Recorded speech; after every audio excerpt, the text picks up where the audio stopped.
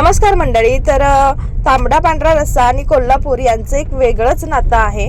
पण आज आपण बनवणार आहोत अस्सल गावरान पद्धतीचा, जिभेवर रेंगाळणारा आणि चमच्याभर खाल्ल्यावर सुद्धा डोक्यातून घाम काढणारा मटणाचा झणझणीत आणि तर्रीदार रस्सा.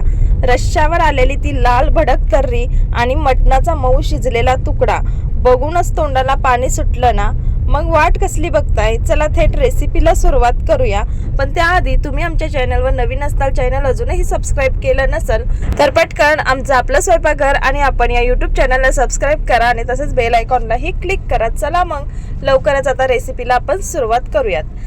तर सगळ्यात अगोदर मटण स्वच्छ धुवून घ्यायचं आहे, त्याच्यातलं संपूर्ण पाणी नितळून घ्यायचंय. आता सगळ्यात अगोदर मटण आपण मॅग्नेट करून घेऊयात. तर त्याच्यासाठी बघा, एक उभा पातळ चिरलेला कांदा घातलाय, अद्रक लसूणची पेस्ट घातली आहे, त्यानंतर हळद आणि मीठ घातलंय. तर हे सगळं व्यवस्थित मटणाला लावून घ्यायचं आहे आणि कमीत कमी अर्धा तास तर जास्तीत जास्त 1 तास हे मुरण्यासाठी बाजूला ठेवायचंय. कारण जे मटणाला लावलेला सगळा मसाला आहे तो मटणामध्ये जर छान मुरला ना तर मटण चवीला खरंच खूप छान असं चविष्ट लागतं. तर आता बघा, हे मटण आपण बाजूला ठेवून देऊया. तोपर्यंत आता वाटण्याची तयारी करूया. तर इथे आता मी भाजून घेणार आहे मसाला. त्यासाठी कांदा एक मोठा घेतलाय, मध्ये 2 कट मारून घ्यायचेत. त्यानंतर खोबरं आणि लसूण छान असं गॅसवर खरपूस मस्त असं भाजून घ्यायचं आहे. तर बघा, खोबरं छान असं भाजून झालेलं आहे. लसूण भाजून घेतल्यामुळे चवीलाही छान लागतो आणि अगदी पटकन सोललाही जातो.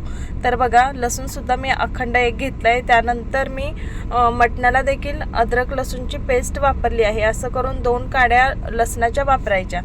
आता त्यानंतर बघा, कुकरमध्ये मी चमच्याभर तेल घातलेलं आहे. आता हे मटण आपण त्याच्यामध्ये ॲड करूया आणि मस्त 2 ते 3 मिनिट हे मटण छान परतून घ्यायचं आहे.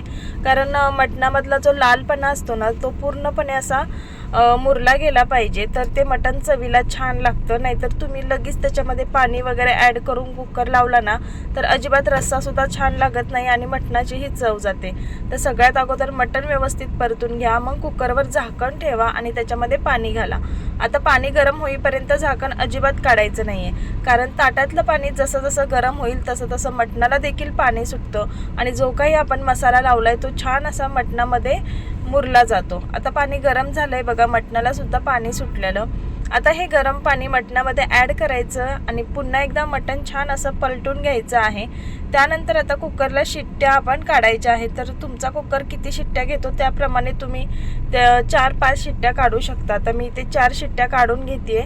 तोपर्यंत वाटण करूया. तर हे भाजलेलं जे लसूण खोबरं कांदा होता ते वाटून घेणार आहोत. त्याचबरोबर त्याच्यामध्ये कोथिंबीर आणि अद्रकसुद्धा ॲड करायचं आहे. तर लसणाचं जे वरचं टर्पल असतं ना ते काढून टाकलं आहे बघा मी. आणि आता कांदा आणि बाकीचे सगळे मसाले बारीक कट करून मस्त असं वाटून घ्यायचं आहे. त्याचबरोबर 2 हिरव्या मिरच्या देखील मी ॲड केल्या. थोडंसं पाणी टाकायचं आहे आणि छान असं गंधासारखं हे आपलं जे वाटण आहे ते वाटून घ्यायचं आहे. आता चला फोडणीची तयारी करूयात. तर पातेल्यामध्ये 2 मी चमचे तेल घेतलं आहे. आता हा आमचा अस्सल कोल्हापुरी मस्त झणझणीत मसाला आहे. तर हा मसाला टाकल्यामुळे ना मी बाकीचे कोणतेही कोरडे मसाले टाकत नाही. जर तुम्ही विकतचा मसाला वापरत असाल तर धना पावडर, जिरा पावडर आणि गरम मसाला वापरू शकता. तर इथे मी घरचा मसाला असल्यामुळे फक्त मसाला, हळद, मीठ वापरते. तर बघा, आता हे छान परतून घेतोय. आणि सगळ्यात महत्त्वाची टीप, जर तेलामध्ये अगोदर हे कोरडे मसाले छान भाजून घेतले ना तर यामुळे रश्श्याला खूप छान कट येतो, म्हणजेच तर्री येते. तर अगोदर आपण काय करतो, कधी कधी वाटण टाकतो तेलामध्ये, ते छान परतून झाल्यानंतर कोरडे मसाले टाकतो. तर तसं न करता जर तुम्हाला कटाचा रस्सा करायचा असेल ना तर तेलामध्ये अगोदर चटणी म्हणजेच आपला हा लाल मसाला घालायचा आणि त्यानंतर वाटलेलं वाटण घालायचं आणि मग परतून घ्यायचं आहे. आता वाटण छान असं वाटणाचा गोळा होईपर्यंत आपण वाटण परतून घ्यायचं आहे. आणि वाटणाला छान असं तेल सुटलं पाहिजे. जेव्हा वाटणाला तेल सुटतं ना तेव्हा समजून जायचं की आपलं वाटण छान असं परतून झालेलं आहे. तर तुम्ही पाहू शकताय वाटणाला थोडं तेल सुटायला लागलंय. तर आता कुकर देखील गार झालाय, मस्त टोपण लगेच निघालेलं आहे. छान असं मटण शिजलं आहे. आता एक गोष्ट लक्षात घ्या, घरात जर लहान मुलं किंवा वयस्कर माणसं असतील तर त्यांना हे सूप दिलं जातं. तर हे सूप देखील तयार आहे. तुमच्या घरात जर लहान मुलं असतील तर त्यांच्यासाठी तुम्ही हे सूप काढू शकता. काय सुंदर झालंय बघा, चवीतला एकदम भन्नाट असं हे सूप होतं. अशा प्रकारे नक्की तुम्ही मटणाचं सूप करून घ्या. आमच्या इकडे ह्याला मटणाचं खारं देखील म्हटलं जातं. तुमच्याकडे काय म्हणतात कमेंट बॉक्समध्ये कळवा। त्यानंतर तुम्ही पाहू शकताय मसाल्याला काय सुंदर असं तेल सुटलेलं आहे, म्हणजेच आपला मसाला छान असा परतून झालेला आहे। तर पुन्हा एकदा ह्याला मिनिटभर छान असं परतून घ्यायचं आहे आणि त्यानंतर आता ह्याच्यामध्ये आपण मटण ॲड करणार आहोत। तर तुम्ही जर मटण ॲड केल्यानंतर वरून जर एक्स्ट्रा पाणी घालणार असाल तर ते कोमट किंवा गरमच पाणी वापरा। जर थंड पाणी घातलं ना तर रश्श्याची चव कमी होते।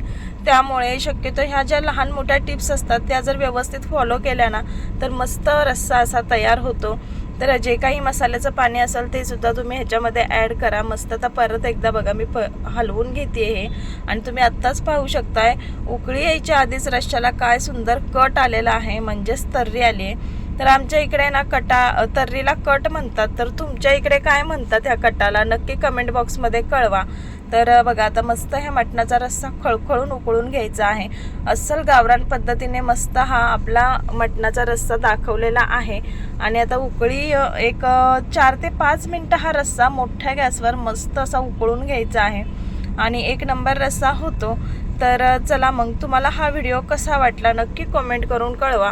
व्हिडिओ आवडला असेल तर व्हिडिओला नक्की एक लाईक करा, व्हिडिओ शेअर करा आणि आमच्या आपलं स्वयंपाकघर आणि आपण या यूट्यूब चॅनलला मात्र सबस्क्राईब करायला विसरू नका। तसेच वेळात वेळ काढून हा व्हिडिओ पाहिल्याबद्दल खरंच तुमचे खूप खूप धन्यवाद। जर तुमचे काही प्रश्न असतील तर ते मला कमेंट बॉक्समध्ये कळवा, त्याची उत्तरे नक्की मी देण्याचा प्रयत्न करेन। तर चला मग लवकरच पुढच्या व्हिडिओमध्ये भेटूयात। धन्यवाद।